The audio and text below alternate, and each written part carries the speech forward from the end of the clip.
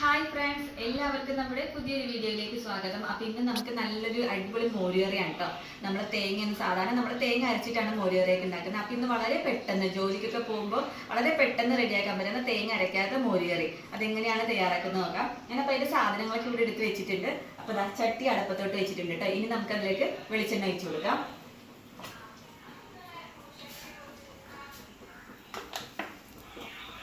അപ്പോൾ എണ്ണ ചൂടാവുമ്പോൾ നമുക്കതിലേക്ക് ഉലുവ ഇട്ട് കൊടുക്കാം കേട്ടോ. ഉലുവ ഇട്ട് കൊടുക്കാം. ഉലുവ പൊട്ടി കഴിയുമ്പോൾ നമുക്കിതിലേക്ക് കടുക് ചേർത്ത് കൊടുക്കാം കേട്ടോ. കടുക് ഇട്ട് കൊടുക്കാം.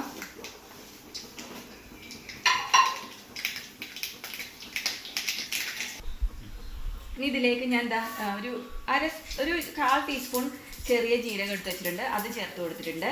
പിന്നെ ഒപ്പം തന്നെ വറ്റൽമുളക് ചേർത്ത് കൊടുക്കുക. ഇനി നമുക്കിതിലേക്ക് ഒരു ചെറിയൊരു കഷ്ണം ഇഞ്ചി ചേർത്ത് കൊടുക്കണം. തീ കുറച്ച് വെച്ചേക്കും കേട്ടോ. പിന്നെ നമുക്കിതിലേക്ക് വെളുത്തുള്ളി ചേർത്ത് കൊടുക്കാം.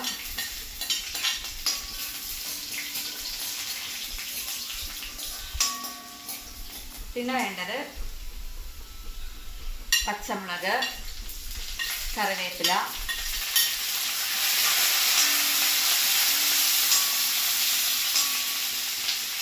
പിന്നെ ചെറിയ ഉള്ളി. ഇവിടെ ഇനി നല്ല പോലെ ഒന്ന് നോക്കട്ടെ. അപ്പൊ ഇന്ന് ചെറുതായിട്ടൊന്ന് ഒരു ചെറിയൊരു ബ്രൗൺ കളർ ആകുന്നവരെ ഒന്ന് ഇളക്കി കൊടുക്കാം കേട്ടോ. തീ എപ്പോഴും കുറച്ച് വെച്ചിട്ടാണ് ചെയ്യുന്നത്, കരിഞ്ഞു പോകരുതേ. അപ്പൊ ഇനി ഇതിലേക്ക് നമുക്ക് പൊടികൾ ചേർത്ത് കൊടുക്കാം കേട്ടോ. അപ്പൊ അതിനായിട്ട് ഞാനൊരു 1/4 ടീസ്പൂണോളം മഞ്ഞൾപ്പൊടി ചേർത്ത് കൊടുക്കാം. ചെറിയൊരു ഇതിലിട്ടാൽ മതി. നമുക്ക് മോരുകറിക്ക് എപ്പോഴും ഒരു യെല്ലോ കളറ് മുന്നിട്ട് നിൽക്കണം. അപ്പൊ അത് കാരണം മഞ്ഞൾപ്പൊടി ചേർത്ത് കൊടുക്കുക. പിന്നെ കുറച്ച് ലേശം മുളക് പൊടി കൂടി ചേർക്കുന്നുണ്ട്.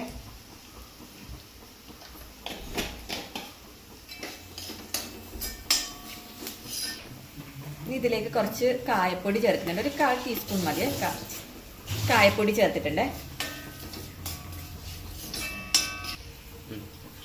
ഇനി നമുക്ക് ഇതിലേക്ക് മോര് ചേർത്ത് കൊടുക്കാം. കട്ടയുള്ള മോരാണെങ്കിൽ ഞാനിപ്പോൾ ഇതൊന്ന് മിക്സിയിട്ടൊന്ന് അടിച്ചെടുത്തു കേട്ടോ. കാര്യം ചെറിയതായിട്ട് കട്ടയൊക്കെ ഉണ്ടായിരുന്നു. അപ്പോൾ അതൊക്കെ ഒന്ന് കളഞ്ഞ് നല്ലോണം ഒന്ന് സ്പൂൺ കൊണ്ട് ഉടച്ച് അങ്ങനെയൊക്കെ നമ്മൾ റെഡിയാക്കി വെക്കണം. പിന്നെ ഇനി നമുക്കിതിലേക്ക് ആവശ്യത്തിനുള്ള ഉപ്പ് ചേർത്ത് കൊടുക്കാം.